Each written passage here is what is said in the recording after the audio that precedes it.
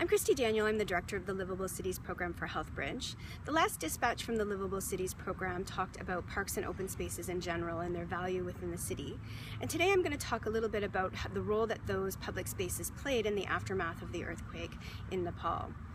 And when I'm talking about parks, I'm talking about both those spaces that would be owned and controlled by the government, and as well as open spaces that might be privately owned, but that don't have buildings in it. And so what role did those spaces play within Kathmandu? And I came across a really interesting study between German and Nepali scientists. These researchers found that whenever possible, people seek temporary shelter in nearby spaces, not big spaces far from home. And this makes sense. After a disaster, people will want to be close to home. You would want to be surrounded by the people and places that are familiar to you in the aftermath of an emergency. So the parks and open spaces close to home were the places where people went in the aftermath of the earthquake. And it is these spaces that are still providing temporary shelter for many people in the city. What you're looking at now is pictures provided by Manjushri from Raceback. This is an open space that's close to her home and is currently acting as her temporary shelter as her home has been badly damaged. And when I was in Nepal in June, she had told me that they couldn't start fixing their home for at least 2 months.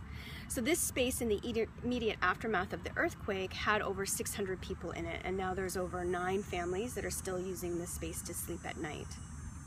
These same researchers created an open space suitability index, and this is the map of the distribution of neighborhoods that have an open space that is accessible nearby in the city.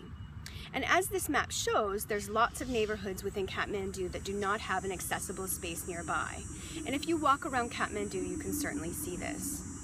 So in addition to being places where children can play and the elderly can relax and people can socialize with their neighbors, public spaces play a really important role in the aftermath of a disaster, and they certainly add to the resilience of a city. And the Kathmandu example really highlights why it's so important to protect and preserve these spaces.